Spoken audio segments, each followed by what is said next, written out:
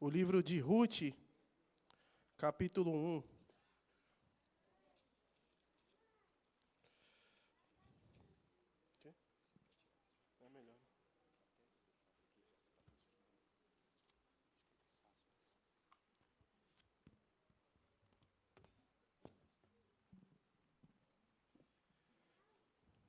Ruth, capítulo 1, a partir do verso 1. Encontraram? Encontraram, né? Diz assim a palavra do nosso Deus. Nos dias em que julgavam os juízes, houve fome na terra. E um homem de Belém de Judá saiu a habitar na terra de Moabe, com a sua mulher e seus 2 filhos. Este homem se chamava Elimeleque, e sua mulher, Noemi. Os filhos se chamavam Malom e Quilion, efrateus, de Belém de Judá. Vieram à terra de Moabe e ficaram ali. Morreu Elimeleque, marido de Noemi, e ficou ela com seus 2 filhos, os quais se casaram com mulheres moabitas.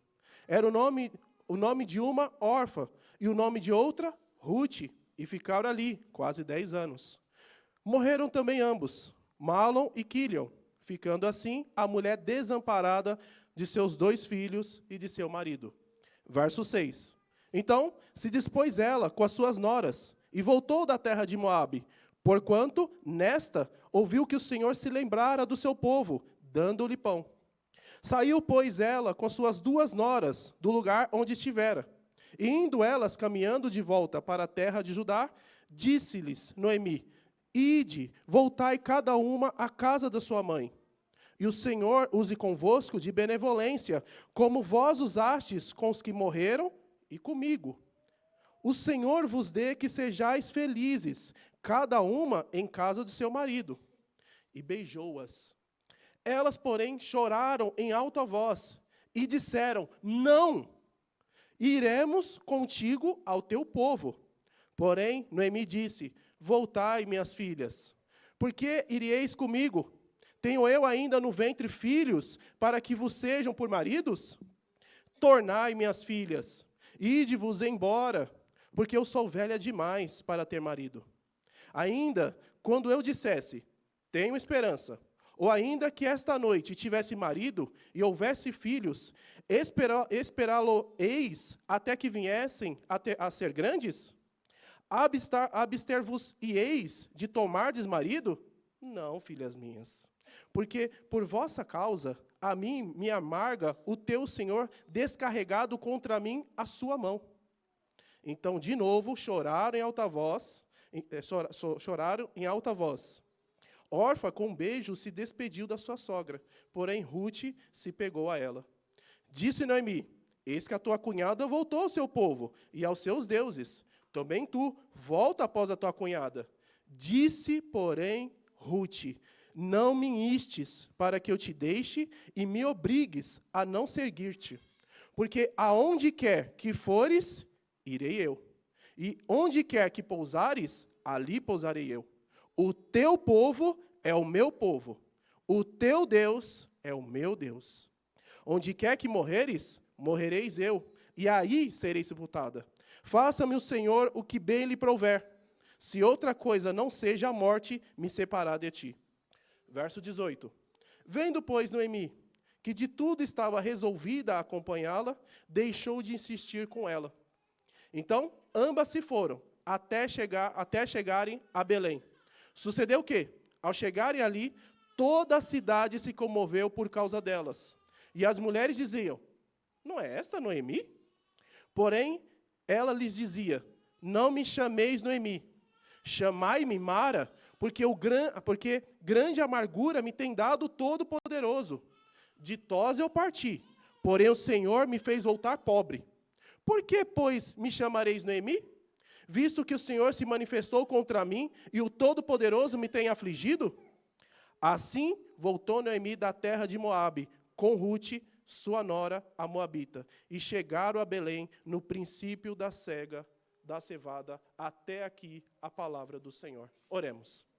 Pai Santo, a sua palavra foi lida, e agora a sua palavra vai ser exposta. A nossa oração é para que o Senhor fale conosco poderosamente, que o Senhor ilumine a nossa mente e incendeie o nosso coração. Que saiamos daqui cheios do Teu Espírito Santo, Pai Santo. Que saiamos daqui, Senhor, alegres, confiantes, que o Senhor usa a adversidade para contribuir para o nosso bem, apesar de nós não compreendermos. É em nome de Jesus que nós oramos e agradecemos. Amém. Meus irmãos, o tema do meu sermão hoje é: o que a adversidade pode fazer com você? O que a adversidade pode fazer com você? Todos nós sabemos que no Evangelho de Jesus, conforme João, capítulo 16, verso 33, Jesus diz o seguinte: no mundo tereis aflições. É uma afirmação. Você vai ter aflição. O único jeito de você não ter aflição é na glória. Mas enquanto você estiver aqui, você vai passar por várias tribulações. Mas Jesus não para o versículo aí, porque se fosse, ia ficar muito triste, né? Ele diz o seguinte: mas tem de bom ânimo, eu venci o mundo. O que Jesus está dizendo aqui, em outras palavras, é que enquanto nós estamos neste mundo caído, nós passaremos por todos os tipos de aflições, adversidades, provações e tentações. Ou seja, a nossa vida, ela não vai ser fácil. Nós vamos passar por todos os tipos. Nós vamos passar por fome. Nós vamos passar por luto. Nós vamos passar por um abandono. Nós vamos sofrer injustiças em nossas vidas. Nós vamos perder bens materiais. Teremos toda a sorte de adversidade nessa vida. É verdade. Mas, conforme a própria Bíblia diz, Deus, Ele não, apesar da adversidade, Ele não nos abandona. E Ele também não promete nos livrar da adversidade. Não tem nenhum versículo na Bíblia que fala: você vai ter adversidade e eu vou tirar você dela. Não tem. Mas o que tem é que Deus, Ele fala: você vai passar por adversidade e eu vou estar com você. Apesar da adversidade, eu estou com você. No texto que nós acabamos de ler, nós vemos que Noemi e sua família passaram por grandes adversidades. Entretanto, Noemi não cresceu em meio à adversidade. Ela não viu a providência de Deus na vida dela. E, como resultado, ela interpretava a própria vida como algo acabado. É o que nós vamos ver hoje. Mas, antes disso, antes de entrar no texto propriamente dito, algumas considerações importantes. Primeiro, quem escreveu esse livro? Não sei, porque ninguém sabe. Possivelmente, segundo alguns judeus, foi Samuel, não eu, mas o profeta. Então, possivelmente, Samuel escreveu esse livro. Quando? No ano 1000. E o objetivo dele é qual? Demonstrar a legitimidade do reinado de Davi, apesar da sua ancestral moabita, Ruth. Porque vocês se lembram que os judeus, eles tinham que se casar com judeus. Então alguém poderia questionar: peraí, Davi é rei, mas na genealogia dele tem uma moabita. Aí alguém escreve o livro para provar: você fala moabita, mas circuncidado não é aquele que é na carne, mas quem é espiritualmente.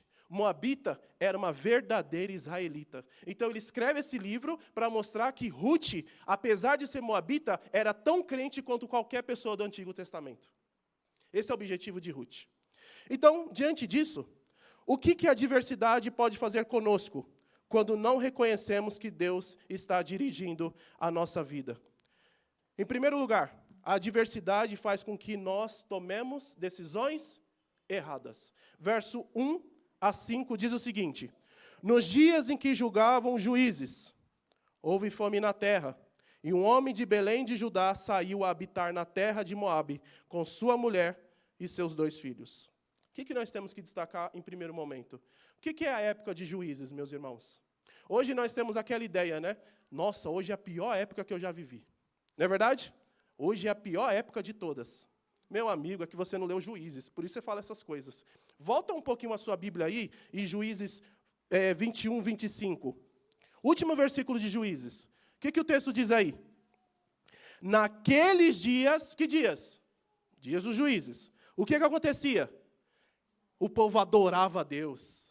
O povo glorificava o nome do Senhor. É isso que o texto está dizendo? Naqueles dias não havia rei em Israel.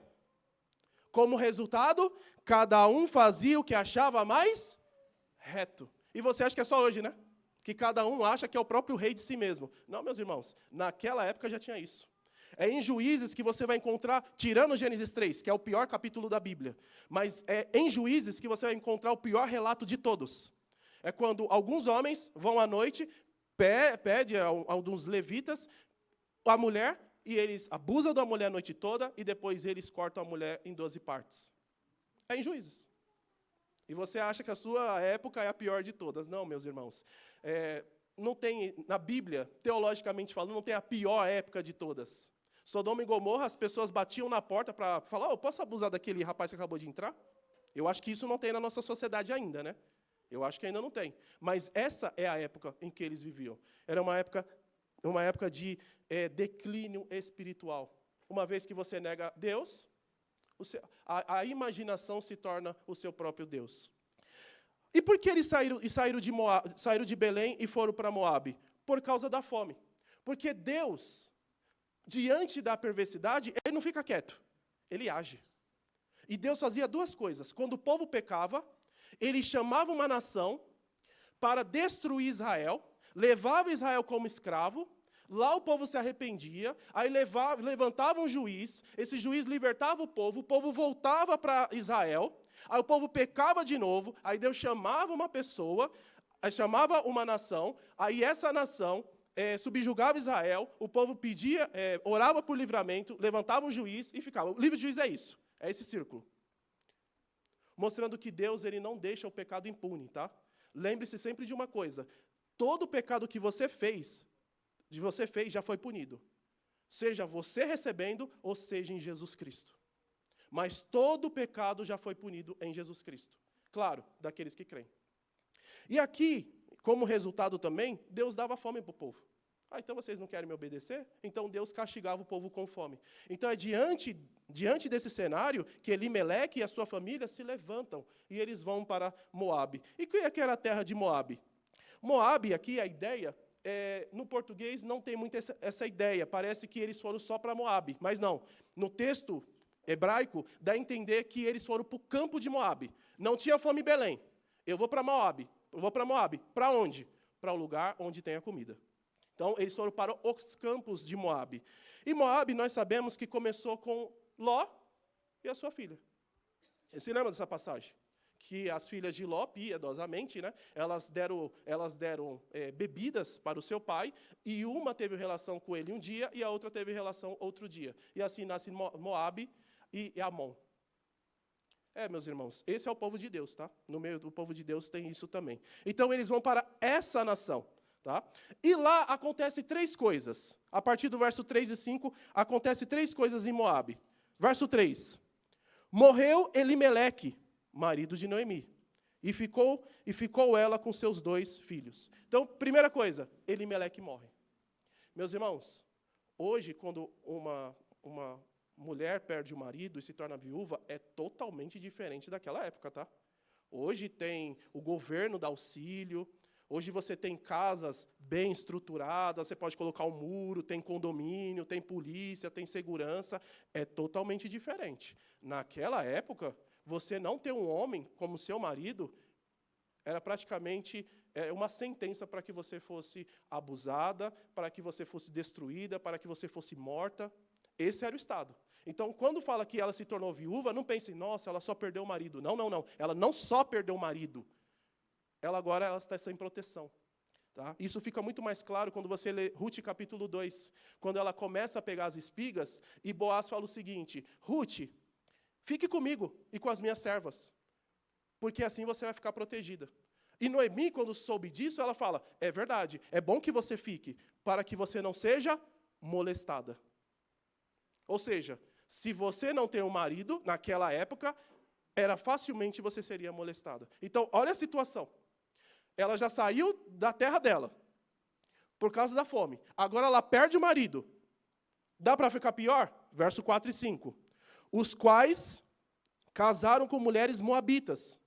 Era o nome de uma, Orfa, e o nome de outra, Rute, e ficaram ali quase 10 anos. Então, esses 2 meninos se casaram com moabitas. Verso 5. Morreram também ambos. Dá para ficar pior? Sempre dá, né? Sempre dá. E o texto continua. Malom e Quilion, ficando assim a mulher desamparada de seus 2 filhos e de seu marido. Então aqui, meus irmãos, conforme eu falei, ficar sozinha naquela época não era somente o sentido de, você não tem o seu marido, que é o seu amigo.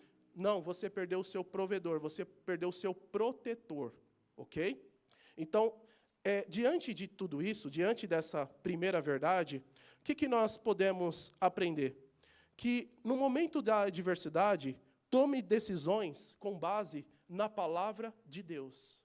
Não tome decisões se baseando na adversidade, mas na palavra de Deus. Em nenhum momento Elimeleque tinha que ir para Moabe. Samuel, mas tinha fome. É verdade. Quando Isaac estava na terra prometida e teve fome, o que Deus falou? Não desça para o Egito. Não desça para o Egito. Eles não deveriam ter descido para o Egito. Diante da adversidade, não tome uma decisão por impulso, mas siga os princípios da palavra de Deus. Alguém pode falar, mas deu certo, né? No final, você sabe a história, deu certo. Não.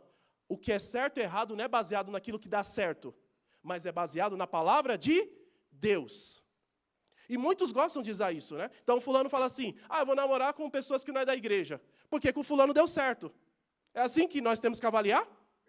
Não. Pode ser que com uma pessoa deu certo, agora vai ver com quantas pessoas não deu certo. Então, não fique se baseando hoje em dia, tudo é relatório, né? Tudo é pesquisa. Não, diz a pesquisa que sei lá o que é, meus irmãos. É a palavra de Deus a nossa autoridade. A palavra de Deus, nós temos que nos basear somente nela. As adversidades, com certeza, elas vão nos atormentar para que nós façamos aquilo para fugir do problema. Mas não é assim que funciona. Lembre-se de uma coisa. Deus é amor, verdade? Ele é verdade. Deus é misericordioso? É verdade. Mas Deus é justo. E Deus é santo. E Ele estabeleceu a palavra dEle, não para nos subjugar e nos humilhar. Não, mas para que nós fôssemos perfeitos. A lei de Deus é expressão de quem Deus é. E Deus é santo. Tira as leis de trânsito. As leis de trânsito. Como seria aí fora? Se já é o terrível, né? Como vai ser? Terrível, né? Tira as leis dos homens. Tornar-nos-emos animais. É isso que acontece. Então, tome decisões na adversidade, se baseando somente na palavra de Deus. Porque Deus se agrada disso.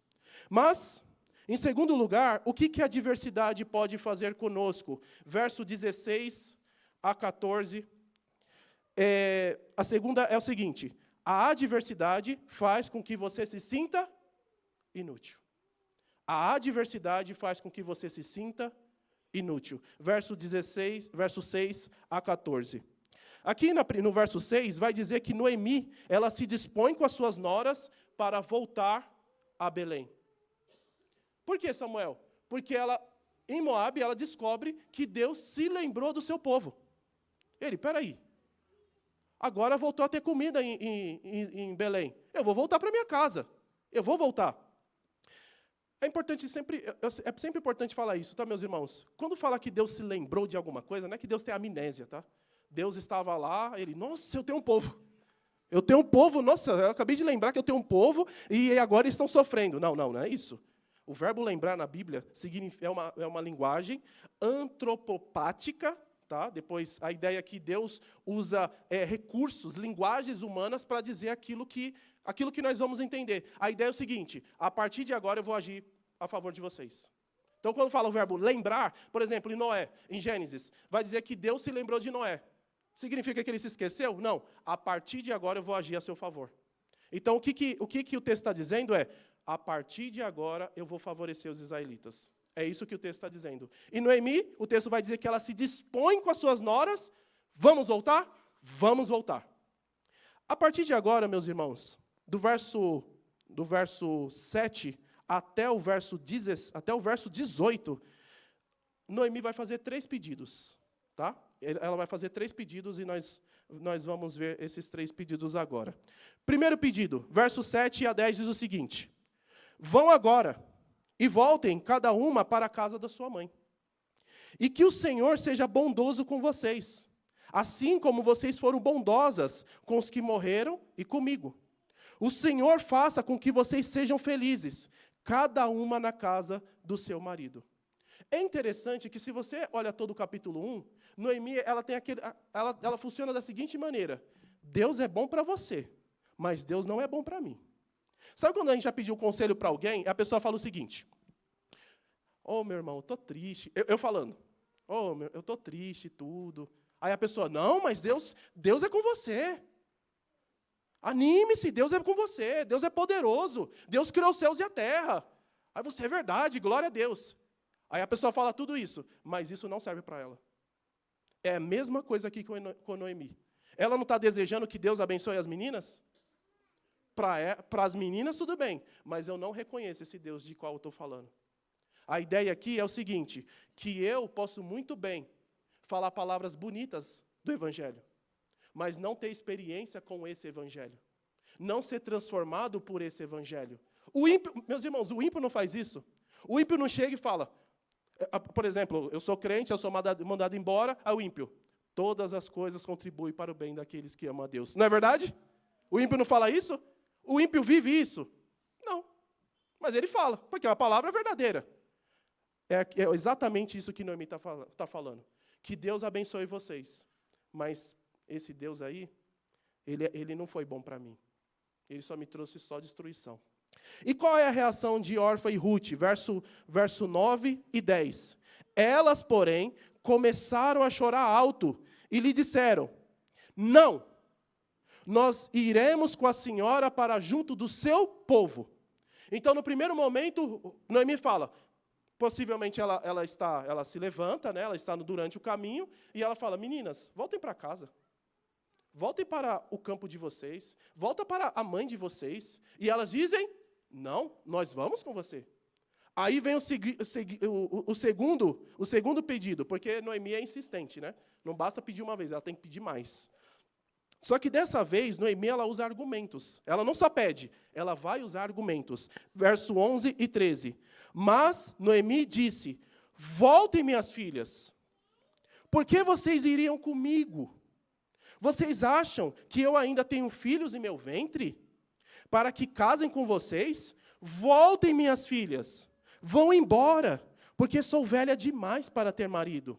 E ainda que eu dissesse, tenho esperança, ou ainda que casaste esta noite e tivesse filhos, será que vocês esperariam até que eles viessem a crescer? E ela continua, ficariam tanto tempo sem se casar? Não, minhas filhas. A minha amargura é maior do que a de vocês, porque o Senhor descarregou a sua mão contra mim. O que Noemi está dizendo é o seguinte, Noemi, Orfa, voltem. Voltem para a casa de vocês, porque eu sou velha. Eu não tenho mais utilidade. Eu não tenho mais utilidade para vocês. Voltem. E mesmo que eu me casasse hoje, e tivesse relações com meu marido hoje, e engravidasse hoje, você acha que vocês esperariam até que eles crescessem? A resposta é não. Qual é a reação das duas? Aqui agora elas vão trocar de reações, né? Verso 14. Então, de novo, choraram em alta voz. A despedida ela é dolorosa, né? Porque, querendo ou não, aqui é uma despedida. É uma despedida e familiar. Então, por isso que elas choram com tanta intensidade. O que acontece? Orfa, com um beijo, se despediu de sua sogra. Porém, Ruth se apegou a ela. Diante do argumento, agora que argumentou, né? Orfa vai embora. E Ruth se apega. Mas Noemi é insistente. Então agora ela vai fazer o terceiro pedido. Não basta fazer 1, 2, tem que ser o terceiro.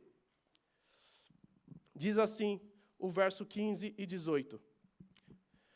Noemi. Então Noemi disse, vejam, a sua cunhada voltou para o seu povo e para os seus deuses. Vá também com ela. Interessante que o texto não diz somente que ela volta para o povo, mas diz também o quê? Que voltou para os seus deuses. Que estranho, né? Qualquer pessoa que lê esse texto acha estranho. Peraí, como assim voltou para os seus deuses? Exatamente isso. O único povo que tinha Deus como Senhor era quem? Israel. Então, quando Noemi está pedindo, voltem para o seu povo, não é só voltar para a sua casa, para a casa da sua mãe, é para voltar para a sua antiga religião. Volte para a sua antiga religião. Volte para os seus deuses.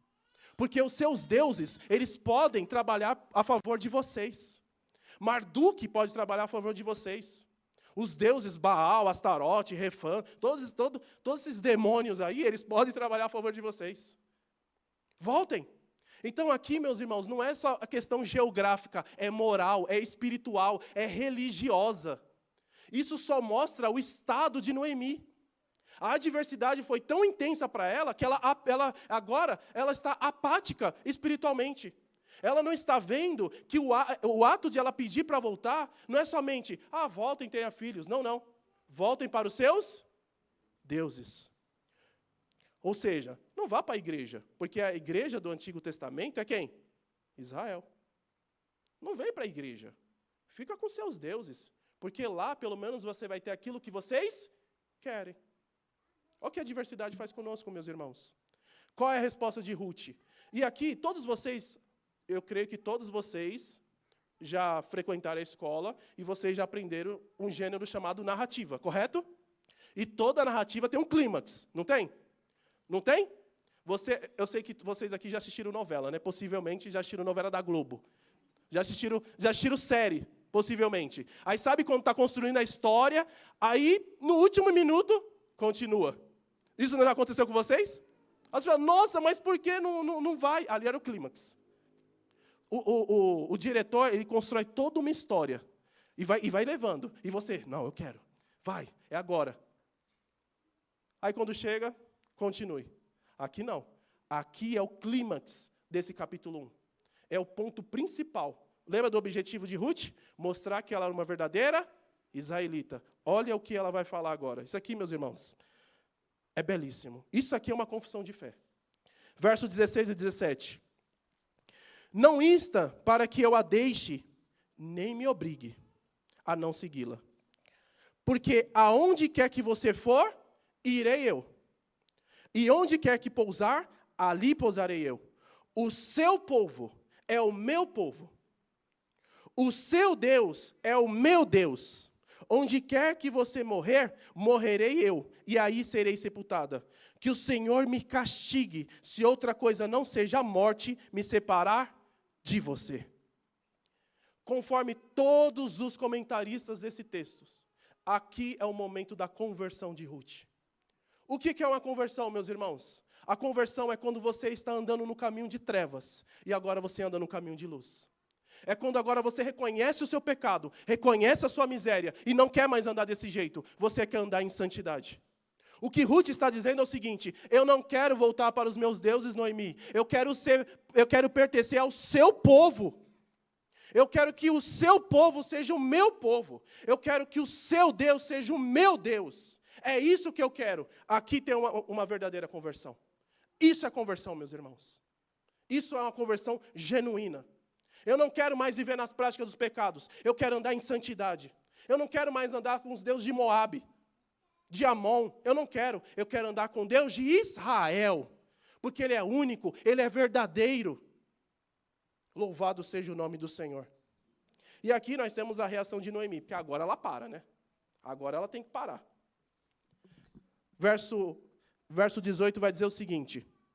Quando Noemi viu que Ruth estava mesmo decidida a acompanhá-la, deixou de insistir com ela. Meus irmãos, depois dessa declaração, não tem mais o que falar.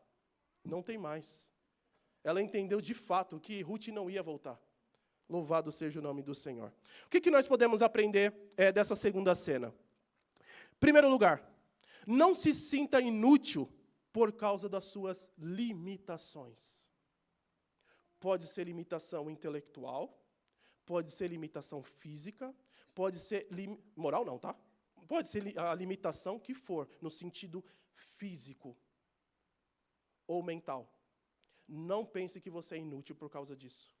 Porque o seu valor não está na sua capacidade, na sua utilidade, mas em você ser a imagem e semelhança de Deus. É isso que dá dignidade para o homem. Nós vivemos, meus irmãos, em uma visão capitalista. Eu não sou contra o capitalismo, tá? Antes que alguém fale, nossa, Samuel falou que é capitalista, deve ser de esquerda, né? Não quero nem entrar nisso. Mas nós vivemos em um mundo capitalista. Então, aquilo que não é útil é descartável, não é verdade? Se o seu celular parar de funcionar, ele é o quê? Ele é bom ou ruim? Ele é ruim, eu tenho que descartar. Até aí, meus irmãos, é normal. Em relação às coisas, isso é normal. Qual é o problema? Quando isso aplica a pessoas. Ah, minha mãe ela não consegue andar mais. Ah, minha mãe não se levanta mais. O meu pai não se levanta mais. Ah, então ele é inútil. Não. Ele não é inútil. Ele é útil. Ele é a imagem e semelhança de Deus. Quando você olha para ela, você está vendo o próprio Deus, o reflexo de Deus. Esse é o valor da dignidade humana. Por isso que nós, cristãos, nós somos a única religião que pode dizer o homem tem dignidade. Porque ele é a imagem e semelhança de Deus. Nenhuma outra religião pode falar isso. Nenhuma outra. Nenhuma. Só o cristianismo. Então, a sua dignidade está fundamentada em quem você é. Não se você tem limitações. Aqui o problema de Noemi é que ela se sentiu inútil porque não poderia dar filhos. Então ela não estava vendo a bênção de poder contribuir com a sabedoria dela para as duas noras. Ela resumiu toda a vida dela a ter filhos ou não. Ah, se eu posso ter filhos, então eu sou útil. Se eu não posso ter filhos, então eu sou inútil? Não. Você é útil de qualquer jeito. Porque você é a imagem e semelhança de Deus. Segundo lugar, meus irmãos, que nós podemos aprender. Cuidado com a apatia espiritual. A adversidade, ela vai enchendo e preenchendo o nosso coração de tal forma que nós começamos a perder o desejo, o interesse pelas pessoas. O reverendo Augusto Nicodemos, na sua biografia, ele vai dizer o seguinte: toda vez que eu oro e leio a Bíblia, e a pessoa vem falar comigo, eu sinto a dor dela. Ele fala isso. Por quê? Porque o meu relacionamento com Deus está bom. Mas quando eu não lia a Bíblia e eu não orava, e a pessoa vinha falar comigo, eu não sentia nada. Porque ele estava o quê? Apático espiritualmente. É como se uma pessoa viesse falar com você uma coisa importante e você ouvisse, e quando a pessoa virasse, tanto faz. Não. À medida que você vai se aproximando de Deus, você vai sentindo o que o outro está precisando sentir. É claro que você não vai sentir na mesma intensidade, mas você vai se preocupar com as pessoas. Nós devemos nos preocupar com os nossos irmãos. Mas a adversidade, ela vai nos matando. Não é que Jesus fala? E multiplicar a iniquidade, o que acontece? O amor de quase todos se esfriaria. O nosso amor aumentou ou diminuiu? Com toda essa imoralidade que nós vemos. Diminui. Não diminui? Hoje o pai trata o filho de qualquer maneira. Alguns, né? Porque para outros é ídolo. Outros, o filho mesmo nem se importa com o pai. Hoje nossos irmãos estão passando por necessidade, tanto faz, acontece, é a vida. Não, meus irmãos. Biblicamente falando, uma pessoa cheia do Espírito Santo, ela se preocupa sim com os irmãos. Ela se preocupa. Ela não só se preocupa no âmbito do desejo, mas ela quer ajudar essas pessoas. Bom, nós já vimos 2 pontos. Primeiro, que a adversidade, ela faz com que nós tomemos decisões erradas. E, em segundo lugar, a adversidade faz com que nós nos sintamos inúteis. E, em último lugar, o que a adversidade pode fazer conosco quando não reconhecemos que Deus está dirigindo a nossa vida? Em último lugar, a adversidade faz com que nós nos esqueçamos de quem Deus é. Nós nos esqueçamos de quem Deus é. Verso 19 a 22 diz o seguinte: então, ambas se foram, até que chegaram a Belém. Belém é a casa do pão, né? É interessante que é a casa do pão. É a casa do pão, mas não tem pão. Mas agora tem pão. Então elas voltaram. Sucedeu o quê? Ao chegar ali, toda a cidade se comoveu por causa delas. E as mulheres diziam, não é esta Noemi? Possivelmente, qual é a ideia? A ideia, meus irmãos, é que o sofrimento de Noemi foi tão intenso, mas tão intenso, que o rosto dela estava totalmente diferente de quando ela saiu.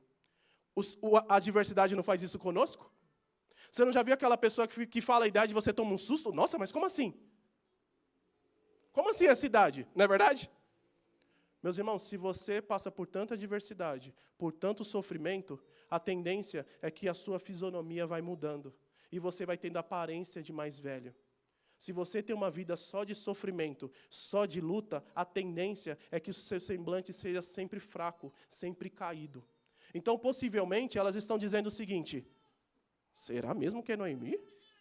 Por que Noemi? Porque Noemi significa ditosa, significa agradável. O que elas estão dizendo é o seguinte, não é a ditosa? Não é agradável? Qual é a resposta de Noemi? Ela diz o seguinte, disse Noemi, não me chame de Noemi, não me chame de ditosa, não me chame de agradável, mas de Mara.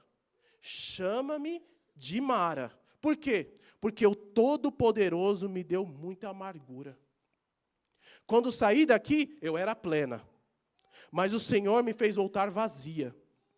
Por que então querem me chamar de Noemi? Se o Senhor deu testemunho contra mim, e o Todo-Poderoso me afligiu? Ou seja, não me chame de Noemi, não. Eu não sou ditosa. Eu sou Mara. A minha vida é de amargura. Triste, né? Triste. O que nós podemos pegar aqui dessa parte, meus irmãos? Que todo o sofrimento de Noemi moldou a teologia dela. Deus é bom, correto? Tudo que Ele faz é maravilhoso, correto? É perfeito, correto? Tudo que Deus faz em relação a mim é para quê? Para que eu seja mais parecido com o Filho dEle, correto? Se você não tomar cuidado, presta atenção no que eu estou falando. Se você não tomar cuidado, as suas experiências de vida vai moldar a sua teologia. O Deus que você falava que era bom, não é tão bom assim. O Deus que você falava que era o Deus da providência, não era o Deus da providência assim. Ah, o Deus que você fala que é justo, na verdade, eu acho que Ele não é tão justo assim. Cuidado, meus irmãos, porque a gente pode falar, não, na minha teologia ninguém toca.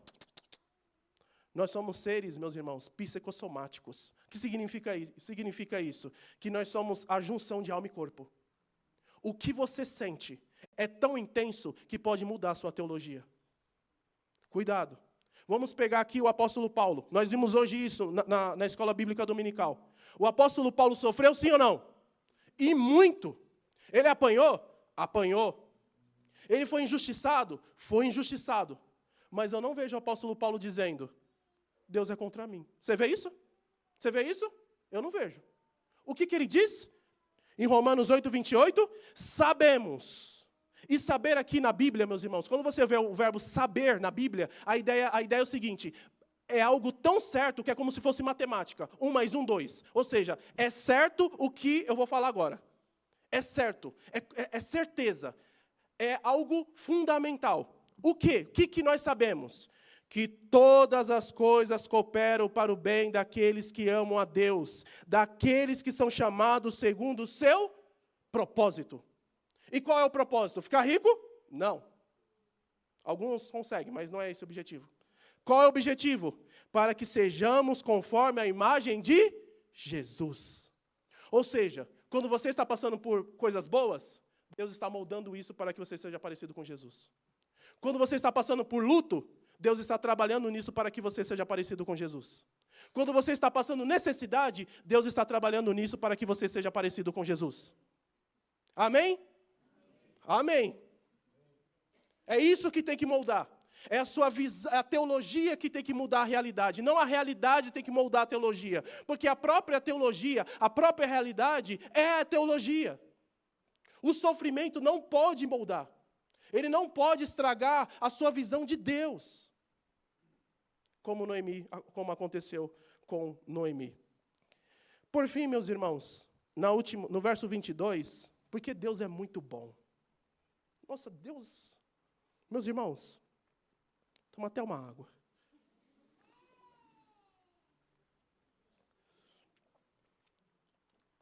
Se tem um ser, uma pessoa que é fiel, é Deus. Quantas vezes, conta aí, não fala para mim, tá? Mas quantas vezes você já foi infiel ao Senhor? Você consegue contar? Se alguém levantar a mão, eu nunca fui infiel. Você é mentiroso. Quantas vezes nós já fomos infiéis ao Senhor? Agora eu vou fazer outra pergunta. Quantas vezes Deus foi infiel em relação a você? Você consegue contar? Nunca. Ele nunca foi infiel.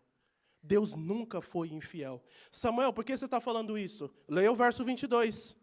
Assim voltou Noemi da terra de Moabe, com Rute, sua nora, a moabita, e chegaram a Belém. Quando, meus irmãos? No princípio da cega da cevada. Aqui muda tudo. Aqui muda tudo. Toda a história agora vai ser mudada. Quem conhece a história vai saber que no capítulo 2 é por causa dessa informação que tudo muda. Agora tem Boaz, agora tem um resgatador, agora Noemi vai louvar o Senhor, ela vai reconhecer que Deus é bom. Mas sabe por que ela vai fazer isso? Não é porque ela tem méritos, é porque Deus foi fiel a ela. Deus foi fiel. Você pode ser infiel, mas Deus permanece fiel. Louvado seja o nome do Senhor. O que nós podemos aprender com isso, meus irmãos, nessa última cena? Deixe que a palavra de Deus interprete os seus sofrimentos, e não seus sofrimentos interpretem a palavra de Deus. Nesse mundo cheio de pecado, nós sofremos muito, é verdade. Mas não deixe que o sofrimento determine a sua vida, a ponto de você se esquecer de quem Deus é. A sua teologia tem que ser moldada por que está escrito, revelado. Não pelo que você sente, pelo que você passou. Você tem que interpretar o que você está passando a partir da visão de Deus. É assim que você tem que interpretar. Não é a situação que interpreta Deus. Porque senão, aí o ateu está certo. Se Deus existe, então por que tem fome na África? Meus irmãos, é até bobo, né, esse argumento. É bobo. Mas você entende? Que para ele faz sentido isso. Por quê? Está pegando um sofrimento e jogando para a existência de Deus. Não, meus irmãos. Sabe por que tem fome na África? Porque o homem pecou. É por isso que tem fome na África. É por isso. É porque o homem chegou lá e começou a tirar as riquezas e a maltratar uns. Eles já se maltratavam, né? E outras pessoas começaram a maltratar. Não foi por causa de Deus. Foi por causa de quem? Por causa do mundo, de Satanás e principalmente por causa de nós. Porque desses três, sabe qual é o pior? Nós. Porque Satanás não pega a sua mão e fala, agora você vai pecar, viu? Hoje você vai pecar, vou pegar na sua mão, você vai pecar. Satanás faz isso? Eu nunca vi. Eu nunca vi. O mundo faz isso? Não, hoje você vai pecar. Samuel, você vai pecar hoje, hein? Não. Quem é que peca, meus irmãos, em última instância? Eu. Satanás, ele cria a tentação. E o mundo potencializa. Mas, em última instância, quem peca sou eu. Tá? Eu. Então, não vá para esse tipo de argumento por causa dessas fábulas. A sua teologia tem que ser moldada pela palavra, não pelas suas experiências. Conclusão, meus irmãos. Vimos, à luz do capítulo 1 de Rute, que quando não reconhecemos que Deus está dirigindo a nossa vida, a adversidade pode, em primeiro lugar, a nos levar a tomar decisões erradas. Segundo, a nos fazer nos sentir inúteis. E terceiro, a nos levar a esquecer de quem Deus é. Noemi não conseguia enxergar o que o Senhor estava escrevendo, que o Senhor ainda estava escrevendo a história dela. Mas ao longo do livro, Deus irá usar justamente a estrangeira Rute para restaurar a sua vida. E mais do que isso, para inserir sua família na linhagem do Messias. Noemi não sabia disso. Sabe qual é o nosso problema? Nós não sabemos o final da história. Não é verdade? Você pega José, aí você fala, nossa, eu queria ser como José. Mentira. Se você soubesse pelo que ele passou, você não gostaria de ser José. Você quer o resultado da vida de José, mas você não quer o processo, né? Você não quer o processo. Noemi, se soubesse o final, ela não teria falado, né? Ela não teria falado aquilo. Então, meus irmãos, enquanto você está passando pelo sofrimento, não murmure, dê glórias a Deus, porque você não sabe o final. Na verdade, eu vou me corrigir aqui, você sabe o final. O seu final é habitando eternamente com o Senhor lá no céu. Você sabe o seu final. Você sabe. E é glorioso. É glorioso. Aqui, isso nos aponta para Cristo, o verdadeiro Redentor, que entrou em nossa história quando tudo parecia perdido. Assumiu a nossa dor e nos deu um futuro glorioso. Em Jesus, as nossas adversidades não são o ponto final, mas o cenário no qual Deus manifesta sua graça e poder. A adversidade não é o fim, é o meio. O fim é Cristo, o fim é o céu, a glória, com todos nós louvando e engrandecendo o nome do Senhor. Eu espero, meus irmãos, de verdade, que todos nós, no céu, nos lembremos desse momento aqui. E lembre-se que você vai passar por sofrimentos. Ah, Samuel, está jogando praga. Não, o texto diz. O texto diz. Você vai passar por sofrimento. Mas lembre-se de duas coisas. Primeiro, o sofrimento é o meio, não é o final. E lembre-se de uma coisa. A sua história, ela já está escrita. E ela é uma história de glória, de bênção, de vitória. Louvado seja o nome do Senhor. Que Deus nos ajude e que Deus abençoe a todos nós. Pai Santo, nós agradecemos por essa palavra. Sabemos que é difícil, Senhor, passar por sofrimentos. É horrível, Senhor, passar por luto. É difícil, Senhor, passar por necessidades.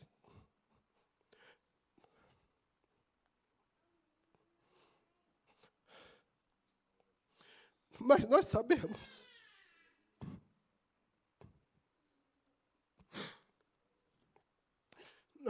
que o Senhor é bom. Nós sabemos que, apesar de tudo, o Senhor tem conduzido a nossa vida. Nós sabemos que a nossa história final é louvando e engrandecendo o nome do Senhor, no novos céus e nova terra. Nós sabemos que lá o choro, Senhor, não haverá. Nós saberemos que tudo aquilo pelo que passamos tem como objetivo a glória do Senhor. E que isso seja, Senhor, a marca da nossa vida todos os dias. Em nome de Jesus. Amém.